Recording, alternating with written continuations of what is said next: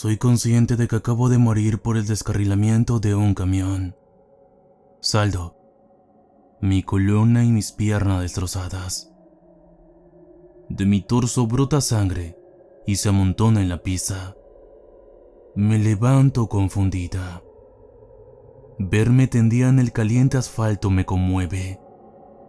No siento aquel calor en mi nuevo estado. La policía y la fiscalía levantan el garabato en mis carnes. Dejan regados los periódicos con los que me taparon los transeúntes. Observo detenidamente lo que sucede mientras me cuestiono muchas cosas. Los mirones se van y el tránsito se restaura. Creo que debo ir a casa. Lástima que no recuerde cómo hacerlo. Hago memoria y nada. Sé mi nombre y el de mis padres, y el de mis hijos. Incluso sé que soy en Los Olivos. Sin embargo, la imagen de mi casa no la tengo presente. Un grupo de otras almas pasa por mi lado. Me miran de reojo y siguen su camino. Quiero hablarles, pero tengo miedo. Sí, miedo de ellos. Empiezo a caminar para ver si recuerdo dónde habitaba. De un momento a otro, amanece. ¿El tiempo transcurre diferente cuando se está muerta? La ciudad se llena de carros y peatones. No hay otros muertos cerca. En mi nuevo estado no sé qué esperar. Encuentro un puesto de periódicos. Una viejecilla atiende, y al lado de ella está quien, en vida, supongo fue su esposo. Él me observa con atención. Veo la carátula de un diario. Accidente vehicular en Los Olivos deja un frío. Noto que es un medio amarillista y que la noticia habla de mí. Leo las letras pequeñas debajo del titular. Sus restos serán velados en su casa de Miraflores. ¿En Miraflores? Entonces ahí vivo, o mejor dicho, vivía. Busco el paradero más cercano. Espero tener la misma suerte que tuve al ser atropellada por un camión al que se le vaciaron los frenos y encontrar un transporte que me lleve a casa. No espero mucho. Un señor pregunta a un taxista por una carrera a Miraflores. Él regatea hasta el punto de casi enojarse, hasta que por fin sube y yo tras él. En pleno día caluroso el taxista se quejó del frío. Seguro que traigo un muerto encima, comenta el pasajero, y ambos ríen. En el transcurso del viaje, tengo visiones borrosas de lo que fue mi vida. Es una gran mentira eso del túnel de luz, y de la paz infinita que dicen sintieron los que regresaron del más allá. Por la radio del vehículo, el locutor anuncia las noticias. Habla sobre mi accidente y un robo en Ventanilla. También sobre la subida del dólar. Al parecer soy famosa. El pasajero le pide al chofer que lo deje enfrente de una casa de 3 pisos. Se me hace conocida. Bajamos del auto. Se acerca al lugar con llaves en mano. Abre y salen unos perros que me miran y ladran. Recuerdo sus nombres. Cuando estaba viva los odiaba mucho. Son de mi vecino. ¿Cómo es que recién pude reconocerlo? Me retiro para buscar mi casa. Camino hasta que encuentro al guachimán. Está cabizbajo dando su ronda. Lo acompaño por las calles del vecindario. Se saca el gorro y lo pone sobre el pecho frente a una casa. Intento pasar las paredes o la puerta para entrar y no puedo. Reniego por la complicada física del universo y me siento engañada por aquellas series, películas y libros que tratan de fantasmas que pueden traspasar todo tipo de objetos.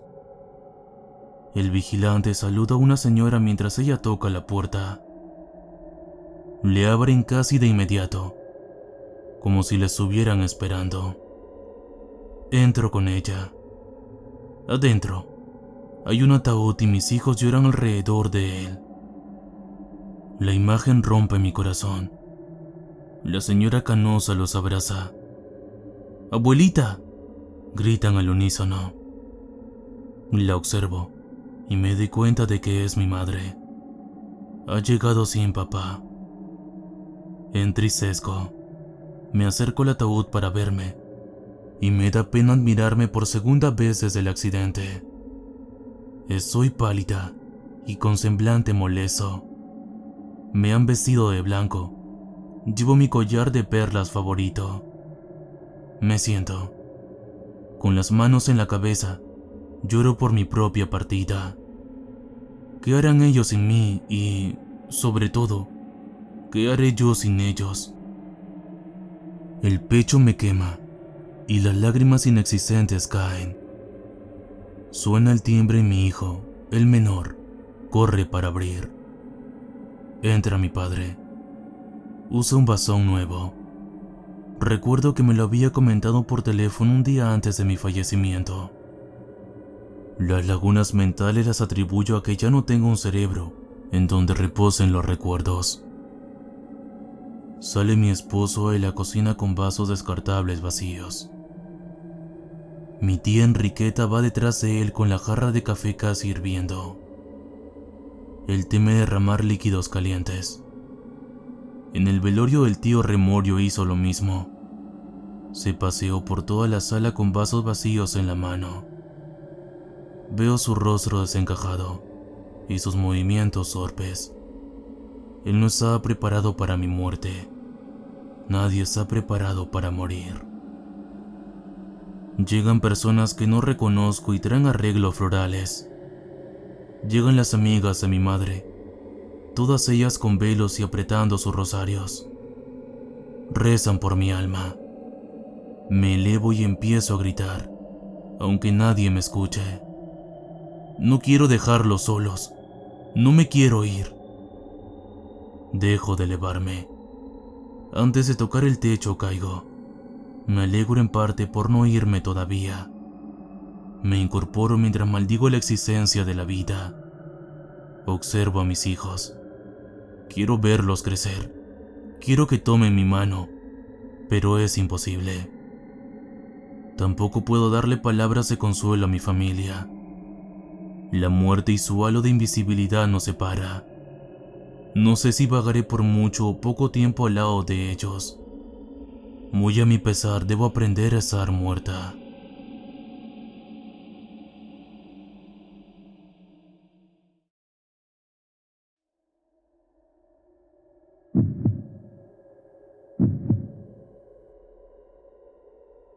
Lo golpeó hasta el hartazgo. Laceró su carne. Pero ni así. El interrogado balbuceó palabra alguna. La ceja partida le sangraba y las gotas carmesíes ciñeron el piso. El tabique desviado por los golpes y el pómulo hinchado eran lo de menos.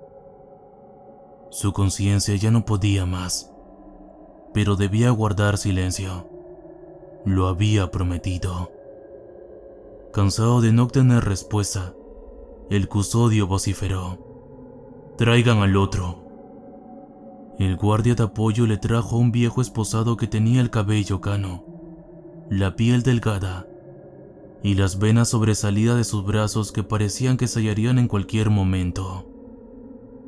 Le faltaban dientes y sus tatuajes estaban despintados. Miró a su hijo sin pena y desvió los ojos hacia la pared. Le hicieron las mismas preguntas que al joven. Le mostraron las mismas fotos de las víctimas. Cuerpos amoratados, mutilados y con quemaduras de colillas de cigarro pasaron por los ojos del senil hombre. No hizo gestos al ver a las jóvenes desangradas. El oficial exigió a gritos que hablara. El anciano inmutable hizo oídos sordos. La paciencia del investigador se acabó. Caminó hacia la mesa y vio los diferentes modelos de llaves de pugilato. Tomó una con púas y la mostró. El viejo la miró con indiferencia. «A ti no te golpearemos. Será a tu hijo». El anciano no se inmutó. Vio impasible a su hijo recibir el golpe De su mejilla colgó un hilacha de piel y la sangre manchó su ropa. Lo diré todo, dijo ronco el joven. Respiró profundamente y con voz temblorosa prosiguió. Toda la pesadilla empezó cuando tenía 7 años. Ese desgraciado mozo, y no paró hasta meterme en sus asuntos. Sí, fui su cómplice. Con los años empecé a limpiar sus porquerías. Él las violaba y yo las mataba. Ellas no merecían tener ese horrible recuerdo.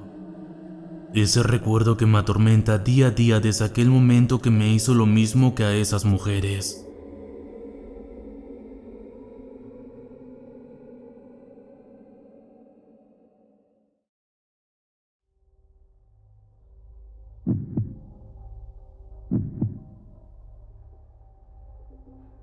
En el pico de Gator había una escuela de brujas.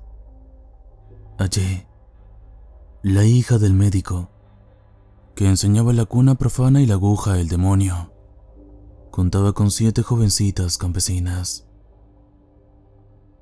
En el pico de Gator, a medias derruida y azotada por un clima hostil, la casa de una sola planta daba alberga a las 7 jovencitas.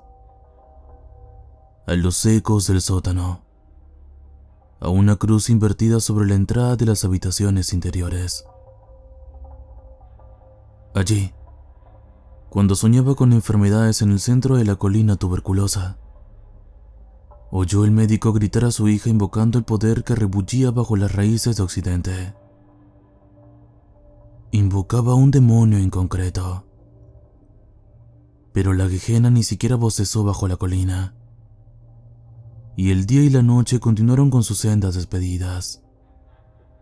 Cantaron los gallos y cayó el maíz en las aldeas y en los campos amarillentos, mientras ella enseñaba a las 7 jovencitas cómo se interponía la lujuria del hombre, cual cadáver de caballo, frente a sus mezcolanzas inyectadas. Era baja. Tenía gruesos los muslos y las mejillas coloradas, los labios carmesíes y la inocencia en los ojos. Sin embargo, se le endurecía el cuerpo cuando invocaba las flores negras bajo la marea de las raíces. Cuando salía a recoger los cuajos de los árboles para colocarlos bajo las ubres de las vacas, y las 7 la miraban fijamente, boquiabiertas, viendo cómo se le endurecían las venas de los pechos. Permanecía descubierta e invocaba al diablo. Y las 7, descubiertas, cerraban un círculo a su alrededor. Al enseñarle las intrincadas maneras del demonio, alzó los brazos para franquearle el paso. 3 años y un día habían transcurrido desde la primera vez en que se postró ante la luna y, enloquecida por la media luz, se empapó el cabello 7 veces en el agua salada del mar y empapó un ratón en miel. Permanecía en pie sin que nada ni nadie la tocase, en actitud de amar al hombre perdido. Se le endurecieron los dedos sobre la luz, como si estuvieran sobre el esternón del diablo que seguía sin acudir a su llamamiento. La señora Price ascendió a la colina y la vieron las 7. Era la primera noche del año nuevo. El viento estaba quietado en el pico de Gator y un atardecer a medias tintado de rojo, prometedor, flotaba sobre los roquedos. Tras la comadrona se fundió el sol tal como se hunde una piedra en la ciénaga, y la oscuridad borboteó tras él, y el barro lo succionó en la burbuja de los campos insondables. En Belén existe una cárcel para mujeres locas, y en Catmar, junto a los árboles de la casa del párroco, una muchacha negra se puso a chillar mientras sufría los dolores del parto. Le daba miedo morir como una vaca en el establo. Le daba miedo los ruidos de los grajos. Llamó a gritos al médico del pico de Gator cuando el occidente tumultuoso se removía en su sepultura. la oyó la comadrona. Una muchacha negra se balanceaba en su cama. Sus ojos eran de piedra. La señora Price ascendió a la colina y la vieron las 7. ¡Comadrona! ¡Comadrona! Llamaron las 7 jovencitas. La señora Price se persignó. Llevaba una ristra de ajos colgada del cuello. Con cuidado, la rozó con un dedo. Las 7 gritaron a voz en cuello y corrieron del ventanal a las habitaciones interiores, en donde la hija del médico, arrodillada, daba consejos al sapo negro, a su allegada y al gato divino que dormitaba pegado a la pared. La allegada movió la cabeza. Las 7 se pusieron a bailar, restregando los muslos contra la pared enlucida hasta que la sangre borró los símbolos de la fertilidad que llevaban escritos en ellos. Bailaron de la mano entre los símbolos oscuros, bajo los mapas que indicaban el ascenso y la caída de las estaciones satánicas, y sus blancos vestidos revoloteaban alrededor. Comenzaron a ulular a lechuzas, golpeteando la música de un invierno que había despertado de súbito. Cogidas de las manos, las bailarinas dieron vueltas en torno al sapo negro y a la hija del médico. 7 ciervos en danza. Sus cornamentas temblorosas en la confusión de aquella habitación profana. «Es una mujer muy negra», dijo la señora Price, e hizo una reverencia al médico. Despertó al oír la historia de la comadrona, que le hablaba de un sueño de enfermedades y recordaba la rotura, la mancha negra, el eco, las sombras mutiladas del 7º sentido. Ella se acostó con un afilador negro. Él la hirió en lo más profundo, dijo el médico, y se limpió un bisturí en la manga. Juntos, bajaron dando tumbos por los roquedos de la colina. Al pie de la colina lo recibió el terror. El terror de los ciegos que golpean con sus blancos bastones sin saber dónde dan. Las extremidades amputadas de las tinieblas solidificadas. 2 gusanos en el pliegue de un árbol. Las barrigas en la savia del caucho. Los pegamentos de un bosque de simiente equivocada. Sujetando con toda su fuerza los sombreros y el bolso una, y el maletín al otro. Los 2 siguieron a rastras por el camino que llevaba al negro alumbramiento. De la derecha, de la izquierda, los alaridos arrancados por los dolores del parto llegaban por debajo de las ramas. Atravesaban la madera muerta desde la tierra, donde estornudó un topo, y desde el cielo, fuera de la vista de los gusanos. No fueron los únicos que aquella noche se vieron atrapados en la ceguera torrencial. Para ellos, mientras avanzaban a tientas, dando traspiés, la tierra estaba desierta. No había un solo hombre, y los profetas del mal tiempo caminaban a solas por sus barriadas. Del silencio emergieron 3 buhoneros, pegados al muro de la capilla. «Es la capilla de Keiter», dijo el sartenero. «El párroco no tiene aprecio por los buhoneros», dijo John Woodgate. «El caldedero». «Al pico de Keiter», dijo el afilador. Y allá fueron. Pasaron muy cerca de la comadrona. Ella escuchó el claqueteo de las tijeras y la rama de un árbol tamborilear en los cacharros de cobre. 1, 2 y 3. Se fueron arrastrando los pies, invisibles, mientras ella se sujetaba las faldas. La señora Price se persignó por segunda vez y volvió a tocar los ajos que le colgaban del cuello. Un vampiro con tijeras era un demonio de Pembroke. y la muchacha negra gritaba como un cerdo. Hermana, levanta la mano derecha. La séptima jovencita alzó la mano derecha. Ahora, dijo la hija del médico, repite conmigo. Levántate y sal de la cebada arizada. Levántate y sal de la verde hierba adormecida en la hondonada frondosa del señor Griffiths.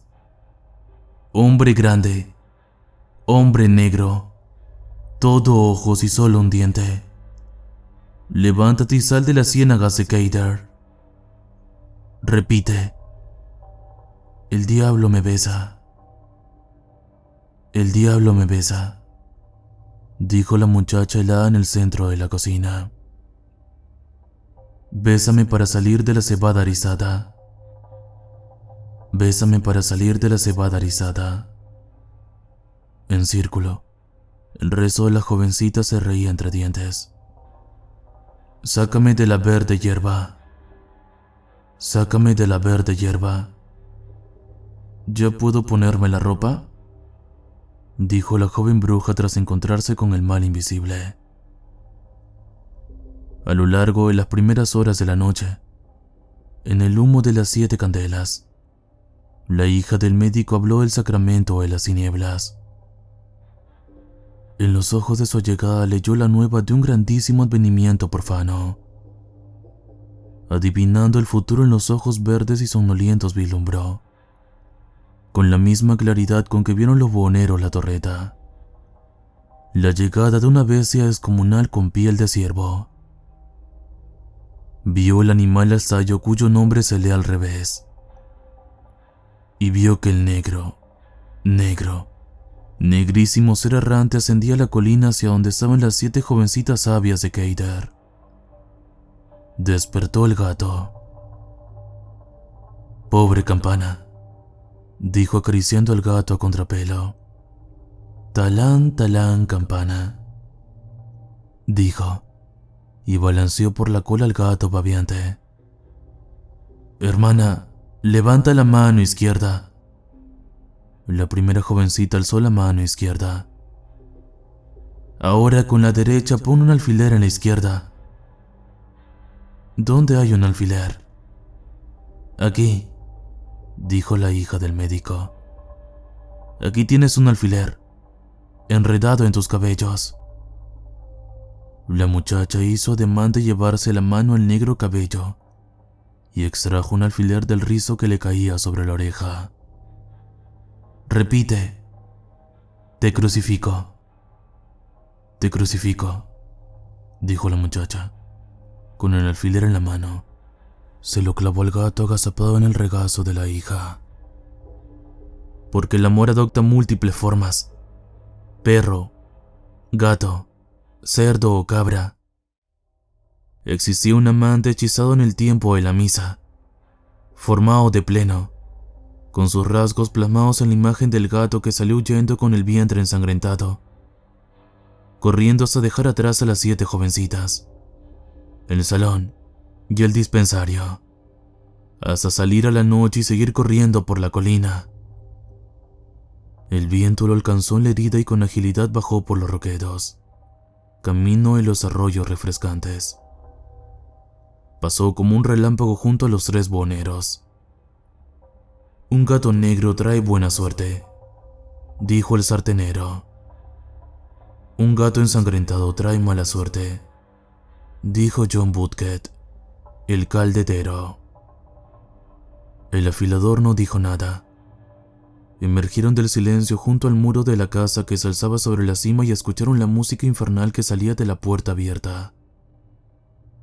Espiaron por la ventana de cristal tintado y las 7 jovencitas danzaron ante ellos. «Tienen pico», dijo el sartenero. «Y los pies palmeados», dijo John Woodcote, el caldetero. Los buhoneros entraron. A medianoche dio a luz la muchacha negra, que parió una bestia negra con ojos de gatito y una mancha en la comisura de la boca. La comadrona, al recordar las marcas de nacimiento, Habló en susurros con el médico de la grosella que tenía a su hija en el brazo. ¿Está ya madura?, preguntó la señora Price. Al médico le tembló la mano y con el bisturí cortó al bebé por debajo del mentón. Tú, llora, chilla, dijo la señora Price, que amaba a todos los recién nacidos.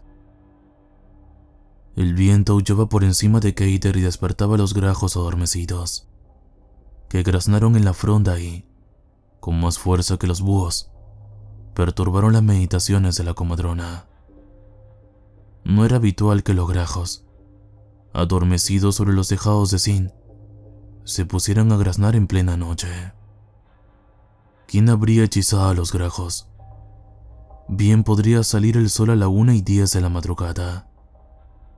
Tú, llora, chilla, dijo la señora Price con el bebé en brazos. Que ese es un mundo perverso. Con vozarrón de vendaval, habló el bebé medio asfixiado entre los pliegues del abrigo de la comadrona. La señora Price llevaba un sombrero de hombre y sus enormes pechos palpitaban bajo la casa negra. Tú, llora, chilla, dijo el mundo perverso. Soy un viejo que te ciega, una mujercita perversa que te hace cosquillas, una muerte seca que te reseca. El bebé lloró y chilló como si tuviese una pulga en la lengua. Los buhoneros se perdieron en la casa y no pudieron encontrar el camino de las habitaciones interiores, donde las jovencitas seguían bailando con picos de ave y con los pies palmeados, descalzas sobre los adoquines. El sartenero abrió la puerta del dispensario, pero los frascos y la bandeja de los bisuríes y demás instrumentos lo alarmaron. Los pasadizos estaban demasiado oscuros para John Woodcote, el caldedero, y el afilador lo sorprendió en una esquina. «Cristo me defienda», exclamó. Las muchachas cesaron su danza, pues el nombre de Cristo resonó en el vestíbulo. «Entra, entra», gritó la hija del médico al diablo para darle la bienvenida. Fue el afilador el que encontró la puerta y giró el picaporte, entrando en la luz de las candelas. Se plantó delante de Glaudis en el umbral de la puerta, un gigante negro como la tinta, con una barba de 3 días. Ella alzó la cara acercándola a la suya, y el sayo le cayó en el acto. Subiendo por la colina, la comadrona resoplaba y cantarreaba para aliviar el paso con el recién nacido en brazos, y el médico se afanaba tras ella, escuchando el golpeteo de su negro maletín. Las aves de la noche volaron al lado de ellos, pero la noche estaba desierta, y aquellas alas y voces inquietas, abandonando el vacío para siempre, eran las plumas de las sombras y los acentos de un vuelo invisible.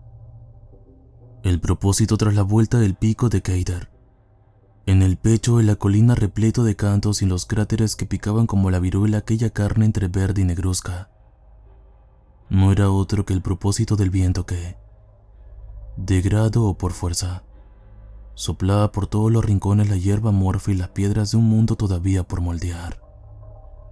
Los parches de hierba y los huesos de la empinada cuesta, según meditó el médico mientras subía tras el bebé, adormecido en sus recuerdos en el regazo de una desconocida, se arremolinaban unos con otros al salir de los basureros del caos gracias a un viento infernal.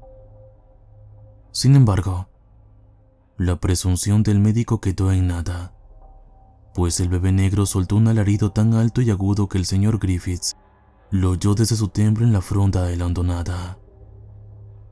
El adorador de las plantas, de pie bajo la sagrada calabaza que había clavado con 4 clavos a la pared, oyó el alarido que descendía desde las alturas. Una mandrágora había aullado en Keiter. El señor Griffith salió deprisa, por el camino de las estrellas. John Woodcote, el caldedero y el sartenero llegaron a la luz de la candela y se vieron en compañía de extraños. En el círculo central de la estancia, rodeados por las luces inciertas, estaban el afilador y la muchacha desnuda. Ella le sonrió. Él la sonrió a ella. Tentó con sus manos el cuerpo de la jovencita. Ella se puso rígida y se relajó después. Él se acercó más, y ella sonriendo volvió a ponerse rígida. Y él se relamió. John Woodgate, el caldedero, no le había visto convertido en uno de los poderes del mal, cuando desnudó los pechos y los muslos inmaculados de las gentiles doncellas. Un hombre negro y magnético, con la condenación de las mujeres en su sonrisa al forzar las puertas del amor. Recordaba a un negro compañero de ruta que afilaba las tijeras y los cuchillos por los pueblos y que, en la penumbra, cuando los buhoneros vivaqueaban para pernoctar, era una sombra negra como el tizón, silenciosa como los setos junto a los cuales caminaban. «Era ese hombre tan alto», murmuró el sartenero. «Ese que toma la hija del médico sin saludo previo. ¿Era ese Tom el afilador?» Lo recuerdo en los caminos bajo el sol de plomo. Un buhonero negro con sus 3 chaquetas puestas. Como un dios, el afilador se inclinó sobre Glaudis. Sanó su herida. Ella aguantó su ungüento y su fuego. Ardió en el altar de la torre, y así se cumplió el negro sacrificio. Se apartó de sus brazos, con su corte abierto en una ofrenda, las entrañas de un cordero, sonriente, llorosa. «Dancen, dancen mis 7 allegadas». Y las 7 danzaron con las cornamentas estremecidas en la confusión de aquella estancia profana. «Un aquelarre, exclamaron las 7 al bailar. Llamaron al sartenero, que seguía en la puerta. Él avanzó paso a paso. Ellas lo tomaron de ambas manos. «Danza, danza, mi desconocido», gritaron las 7. John Woodgate, el caldedero, se unió a ellos, y sus calderos resonaban como tambores. Con habilidad lo arrastraron a la furia creciente de la danza. El afilador, en medio del círculo, bailaba como una torre. Ganaron más velocidad al dar vueltas y más vueltas, aunque ninguna gritaba más fuerte que los 2 buhoneros en el corazón de aquella compañía giratoria. Y la hija del médico se coló entre ellos. Les hizo dar vueltas con mayor celeridad, mareados como 2 veletas presa de cientos de vientos a la vez. Eran 2 siluetas en constante revolución, al viento alborotado por los vestidos de las jovencitas, al compás de la música del afilador y sus tijeras, de las sartenes y los calderos. Mareada, ella correteó entre las bailarinas, una rueda de cabellos y de ropas, y los alfileres ensangrentados giraban también. Las candelas palidecieron y menguaron por el viento de la danza. Ella giró como un torbellino al lado del buhonero, al lado del afilador, al lado negro y oscuro, y olfateó su piel, olfateó las 7 furias. Fue entonces cuando llegaron el médico, la comadrona y el bebé. Entraron por la puerta abierta con toda tranquilidad. «Que duermas bien, Pembroke, que tus demonios han abandonado. Ay del picor de Keider, que el hombre negro baila en mi casa». Para aquella velada salvaje no había otro fin que un fin de maldad. La tumba había bostezado, y el negro aliento se alzó de la tierra. Bailaban las metamorfosis del polvo de Caudmar. «Quédense quietas, cenizas del hombre, pues el ave fénix ha de levantar el vuelo de donde estás. Caiga la maldición sobre Keider, sobre mi bella casa cuadrada. La señora Price rozó con el dedo los ajos y el médico permaneció contrizado. Las 7 los vieron. ¡Un aquelarre! ¡Un aquelarre!, exclamaron. Una, sin dejar de bailar, tiró de la mano del médico. Otra, bailando sin cesar, lo tomó de la cintura. Perplejo al ver la carne blanca en sus brazos, el médico también bailó. ¡Maldición! ¡Caiga la maldición y la pena sobre Keider!, gritaba a la vez que giraba entre las doncellas, y sus pasos fueron ganando velocidad. Oyó elevarse su propia voz. Notó que sus pies volaban sobre los adoquines. ¡Un aquelarre! ¡Un aquelarre!, gritó el médico bailando, e hizo las debidas reverencias. De repente, la señora Price, abrazada al bebé negro, fue rodeada a la entrada de la estancia. Los 12 danzantes la hicieron entrar, y las manos de desconocidos le arrebataron el bebé del regazo. «Miren, miren», dijo la hija del médico. «Miren la cruz en su cuello negro». Había sangre bajo el mentón del bebé, allí donde tembló un bisturí al hacerle un corte. «¡El gato!», gritaron las 7. «¡El gato! ¡El gato negro!».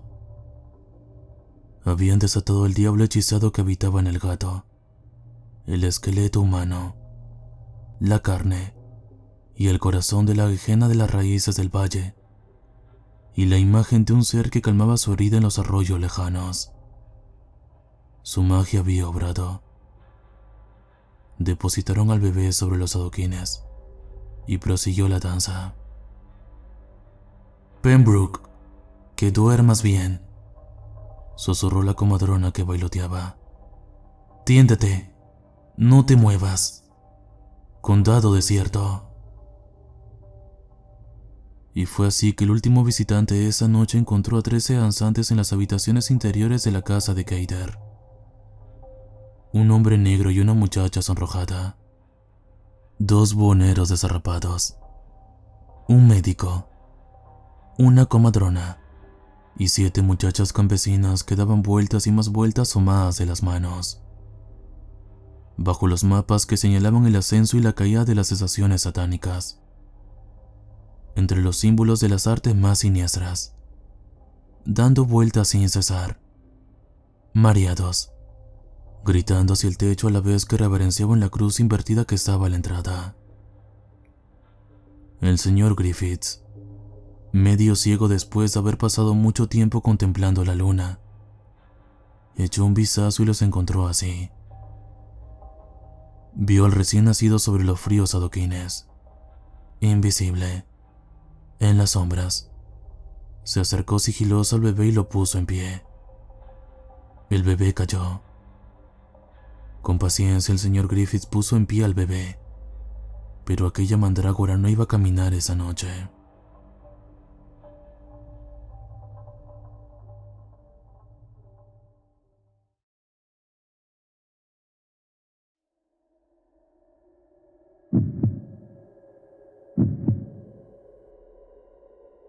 Platos rotos, gritos ensordecedores, forcejeo entre ambos. Salen a la calle.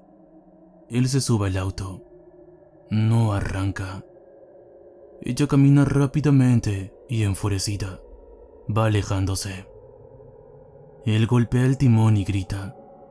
Algunas lágrimas de impotencia salen. Al rato logra prender el vehículo y acelera. Al terminar la segunda calle, ella la está cruzando. Él no la ve ni imagina quién es aquella mujer. El choque fue mortal. Un sonido apagado y seco se escucha. El auto pasando por encima de un cuerpo. Los mirones. La ambulancia. Su esposa muerta. Abierta de panza. La pista ensangrentada. Los policías. La corte. Los abogados. La absolución, su triste libertad. A partir de aquel día, luego de discutir por enésima vez con su esposa, no paró de beber. Había heredado una abandonada casona en las afueras, lejos de la ciudad, y la disputa giraba en torno a venderla o a vivir ahí. Su esposa quería residir allá para alejarse del bullicio ensordecedor de los claxones, de sus vecinos quisquillosos y arrogantes. Él, terco, no quería dar su brazo a torcer. No quería cambiar su rutina ni su zona de confort por el canto de pajaritos y atardeceres de fotografía.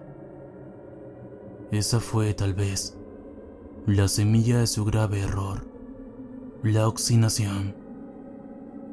Después de la muerte de ella, estuvo meses yendo y viniendo de la corte, y el desgaste físico y emocional se veía reflejado en su piel adherida ya a los huesos. Superado el dictamen de la justicia, pasó los días en su heredado y reduido hogar escuchando el chillido de las ratas. De aquellas ratas que, con sus negros, curiosos y pequeños ojos lo veían siempre acostarse en el piso, ebrio, maltrecho, triste, destrozado. Borracho y perdido, recordaba aquellas pasadas de noche de caricias, placer y lujuria junto a ella. Si tan solo hubiera puesto atención en sus súplicas, a sus buenas razones, no estaría ahora así, solo y al borde de la muerte. La ira y el enojo son malos consejeros. Habitaba, pues, en la casona, donde al final fue a parar. Sí, a parar como un objeto inanimado porque ya no vivía, ni siquiera sobrevivía. Para notar su desahuciada realidad, bastaba con ver sus vómitos malolientes en la entrada, escuchar a las goteras que, con su incesante tintinear, eran, además de los ecos de las riñas de las ratas, los únicos sonidos del sitio. Aturdido en esa casa, lo que sentía era desasosiego después de los hechos de la muerte de su esposa. Le pesaba su ausencia. Su culpa era inmensa, terrible, desquiciada, pero ya no haría nada más, excepto esperar la muerte en ese lugar. Después del accidente y el juicio, pensando de sí mismo como un loco, lo supo de alguna forma. En la casa heredada me espera allá, y por eso fue para allá. Me tiene que perdonar, decía para sí como consigna, mientras iba de camino, mientras desorbitaba los ojos rojos de tanto llorar. Cuando llegó ahí estaba ella, su esposa, aún molesta, demasiado enfadada con él. Ahí, por fin, la encontró. Sin embargo, a diario esta le hacía padecer largos dolores y sufrimiento. La mujer le mostraba los brazos sangrantes, la clavícula rota, arrastraba las vísceras colgantes a cada fantasmagórico paso que daba hacia él. Verla así le recordaba el fatídico día de la última discusión por la maldita herencia de la casa. Llora recordándola viva al tiempo que toma un trago del pico de su botella. El alma penante de su esposa lo observa. No lo perdonará jamás. Las ratas se cobijan al lado de su cuerpo aún caliente y dormitan junto a él. Logra conciliar el sueño, casi agónico, diciendo las mismas palabras desde ese día. Yo te amaba, te amaba.